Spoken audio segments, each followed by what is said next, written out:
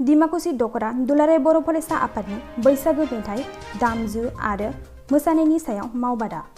उदालगुरि जिल्लानि सिङाव थानाय डिमाकुसि दखरा दुलाराय बर' फरायसा आफादनि बानजायनायाव दिनै 1 एप्रिलनिफ्राय 12 एप्रिलसिम सान 12नि हाबाफारिजों खाम दामनाय, खेराइ मोसानाय, सेरजा हुनाय, सिफुं सुनायनि सायाव फोरोंथाइ मावबादा खुंदों। डिमाकुसि दखरा दुलाराय बर' फरायसा आफादा गंफ्रोमबो गामिनि लाइमोन सेंग्रा सिख्लाफोरखौ लानानै बे मावबादा हाबाफारिखौ लादों। खाम दामनाय, सेरजा हुनाय आरो मोसानायजोंबो गावखौ दानानै लानो हायो होननानै डिमाकुसि दखरा बर' फरायसा आफादनि आफादगिरि मनज बसुमतारी बिथाङा खौरांगिरिनि सिगाङाव फोरमायदों।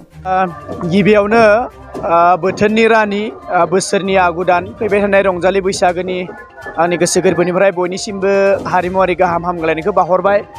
डिमाकुसि दखरा दुलाराय बर' फरायसा आफादनि बानजायनायाव जा 12 साननि बर' सुबुं मोसानाय बा दामजुमु आरो मोसामुनि मावबादा बेवहाय खुंनाय जादों। दा बेवहाय आंखौ फोरोंगुरु हिसाबै हांख्रायनाय जादों। दा बेवहाय आं फैनानै गोजोननाय मोन्दों। बिथांमोननि दखरा आफादनि बानजायनायाव जा बर' हारिमुनि मावबादा खुंदों बेयो थारैनो जोबोर मोजां जादों। गेदेमा डिमाकुसि हालामाव जाहाथे बे मावबादानि गेजेरजों जाहाथे जाखांफुनाय लाइमोन सेंग्रा सिख्लाफ्रा साफा साफा खाम दामनो गोरों, मोसानो गोरों, सिफुं सुनो गोरों जागोन बेखौ जोङो मिजिंथिदों। आरो आं बेवहाय गोजोननाय मोन्दों जोंनि गेजेराव दिनै बे मावबादायावहाय हिन्जावफोरबो माने सिफुं सेरजा बेबायदि सोलोंनो फैदों। बेयो थारैनो मोजां बा बाख्नायथावना। दा डिमाकुसि हालामावहाय बोसोरफ्रोमबो बेबायदि मावबादा खुंबाय थादों। देग्लाय आंखौ हांख्रायदों। दा बेबायदिनो जोङो दुलाराय बर' हारिमु आफादा जा मोनसे फोसाबथाय नोजोरजों जा जोङो नटेसन बनायनाय जाबाय। दा बेखौनो जोङो बेवहाय फोरोंनो नाजादों। आरो बड'लेण्ड इउनिभारसिटिनि आन्दाराव जा सिलेबास जोंनि बर' मोसानायखौ दासिम सोनाय जाबाय। दा बेफोरखौनो जोङो बिथांमोननि बे मावबादायाव जोङो फोरोंनो नागिरदों आरोखि दा फोरोंनो सानदों बेनो आरो। आफादनिफ्राय गिबियावनो फैबाय थानाय रंजालि बैसागुनि गोजोननायखौ बयनिसिमबो बावहरग्रोनाय थाबाय। दिनै डिमाकुसि दखरा दुलाराय बर' फरायसा आफादा फैबाय थानाय रंजालि बैसागुखौ लानायजों लोगोसे बिनि एवारनेसखौ जोङो लाबोनो थाखाय जिहेथु जोंनि बर'नि गंफ्रोमबो गामि न'खरफ्राव फैबाय थानाय बैसागोनि मोनसे गोख्रों सोलोंथाइया जानानै फैयो बा साफ्रोमबो सेंग्रा सिख्लाफोरनि गेजेराव मोनसे गोजोननाया फैयो। आरो मोनसे बे एवारनेसखौ लाबोनो थाखाय दिनै जोङो हारिमुवारि सोलोंथाइ मावबादाखौ लादों। आरो बे सोलोंथाइ मावबादाया दिनै जागायजेननानै सान 12नि थाखाय 12 एप्रिलसिम बे सोलिगोन। आरो बेखौ फोरोंनो थाखाय जोङो सासे अस्ताद लाबोदों बिद्युत साहारि।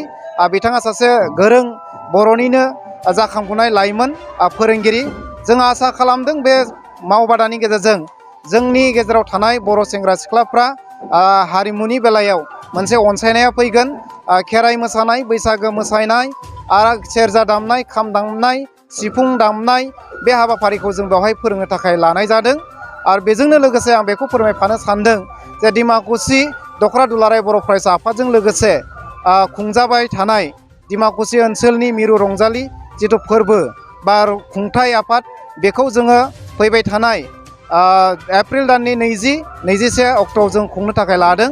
आरो बे हाबाफारियाव साननैनि हाबाफारि जागोन। बेयाव जोङो माखासे हाबाफारि रनसायदों। बेनि गेजेरावनो जोङो बैसागो मेथाइ खननाय बादायनाय, बैसागो मोसानाय खननाय बादायनाय आरो लोगोसे बेयाव दोरोङारि गेलेनाय जोङो हाबाफारि लादों। बेयाव दावबं आथिं गेलेनाय आरो बिदिनो खर' दैहु लानानै हान्थिनाय, बिदिनो थिं बुनाय, दुरुं बोनाय बेबायदि मोनबासो जोङो गेलेनाय हाबाफारिखौ लादों। आरो बेजों लोगोसे अखानायै 21 एप्रिलाव जोङो मोनसे बर'नि बे हारिमु मोनफ्रोमबो हारिमुखौ दिन्थिफुंनो थाखाय जोङो मोनसे कालसारेल रेलि हाबाफारिबो लाफानाय जादों। दा बेनिखाय आङो बेखौनो खावलायनो फैबाय थानाय बैसागोखौ जाहाथे गाजा गोमजायै खुंफुङो आरो हाबाफारिफ्राव बाहागो लायो। आं बेखौ दखरा आफादनिफ्राय खावलायहरनाय थाबाय।